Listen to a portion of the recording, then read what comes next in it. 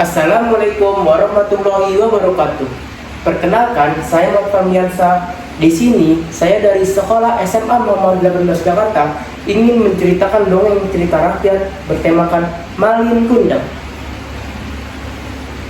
Di suatu desa, tepatnya di Pulau Sumatera Barat, di Kota Padang, hiduplah seorang anak bernama Malin Kundang.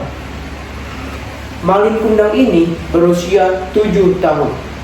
Ia hidup bersama ayah dan juga ibunya. Pada suatu ketika, ayah Malin ingin berangkat ke negeri seberang agar dirinya bisa kaya raya dan agar bisa mengajak Malin dan juga ibunya hidup kaya raya. Dan pada suatu ketika, ayah Malin pun berangkat ke negeri seberang. Dan pada saat itu, Malin pun duduk di tepi pantai. Malin melihat seseorang yang baru pulang dari negeri seberang sudah berhasil membawa uang dan kaya raya. Malin pun menginginkan hal itu. Dan Malin pun bertekad ketika Malin sudah berusia 17 tahun, Malin akan berangkat ke negeri seberang. Hari ke hari, waktu ke waktu, tahun ke tahun, detik ke detik, Malin pun berusia 17 tahun. Dan pada saat Malin berusia 17 tahun, Malin pun langsung meminta izin kepada sang ibu. Pada akhirnya, Malin meminta izin kepada sang ibu dengan seperti itu. Wahai ibu, izinkanlah Malin berangkat ke negeri seberang, wahai ibu. Sang ibu pun menjawab, wahai Malin, jikalau engkau itu pilihanmu, berangkatlah engkau ke negeri seberang, nak. Tetapi engkau jangan pernah melupakan sang ibu, nak. Malin pun akhirnya berpamitan dengan sang ibu. Malin pun berangkat ke negeri seberang dengan mendayung perahunya.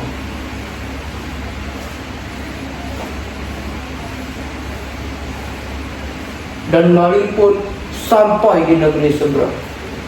Sesampainya Malin di negeri seberang, Malin disambut dengan hangat oleh orang-orang yang ada di negeri seberang itu.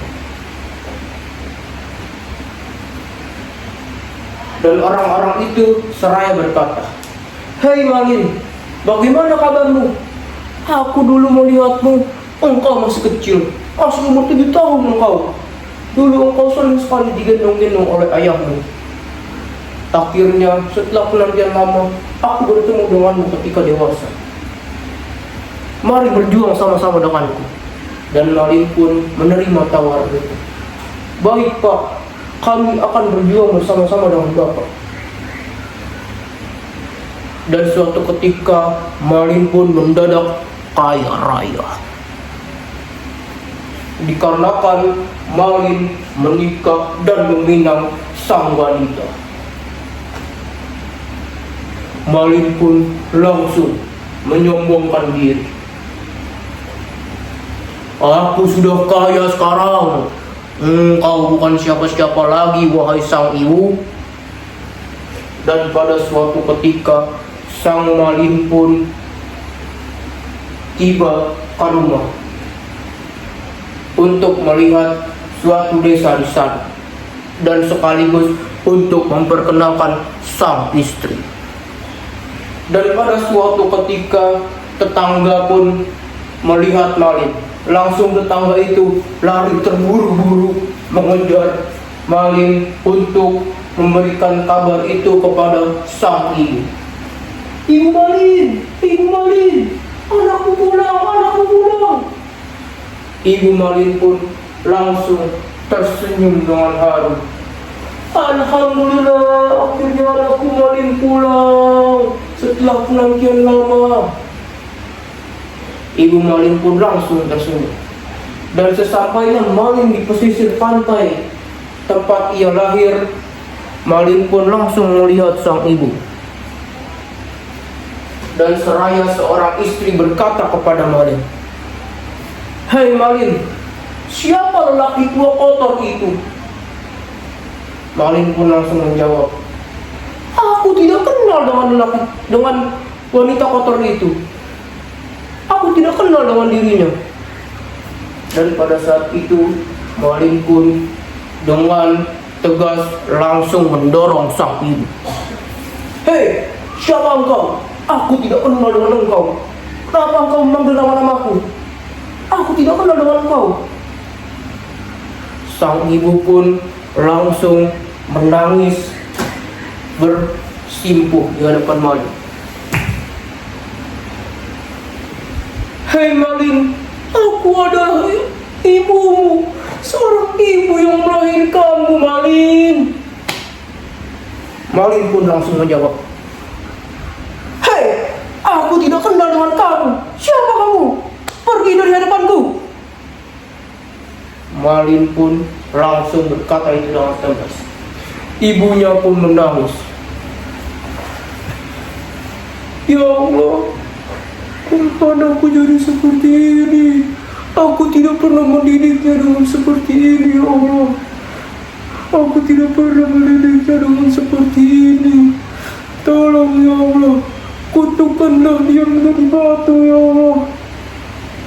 Akhirnya di tepi pantai yang sangat menggelegar itu, sang petir datang.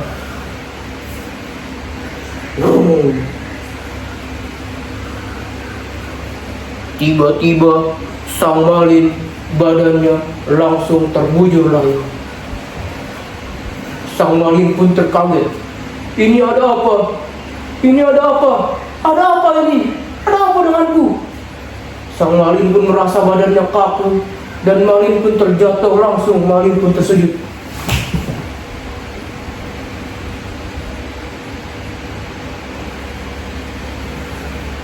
Dan selepas sang ibu mendoakan Malin, ibu pun membuka mata. Malin, apakah benar ini adalah Malin yang sudah aku doakan tadi? Ibu pun menangis di hadapan Malin. Maafkan ibu nak, maafkan ibu ya nak. Ibu telah mendoakanmu karena kamu telah jahat kepada ibu. Dan sehingga cerita Malin Kundang dikenal sampai saat ini. Dan orang-orang pun mengunjungi wisata Malin Kundang.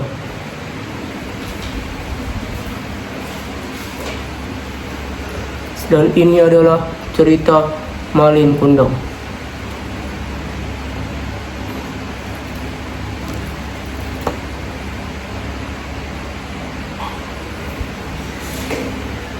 Dan sampai saat ini cerita Malin Kundang terus dipelajari. Dan sampai saat ini cerita Malin Kundang terus menerus diberikan ada nilai moral di dalam itu. Janganlah kita melawan seorang ibu, karena seorang ibu adalah orang yang melahirkan kita. Dan sampai saat ini cerita Malin Kundang ini dijadikan sebagai cerita rakyat yang sangat luar biasa. Dan tubuh Malin yang terbujur kaku akhirnya dijadikan sebagai tempat wisata yang berguna bagi nusa dan bangsa. Sekian dongeng dari saya, kurang lebihnya mohon maaf. Assalamualaikum warahmatullahi wabarakatuh.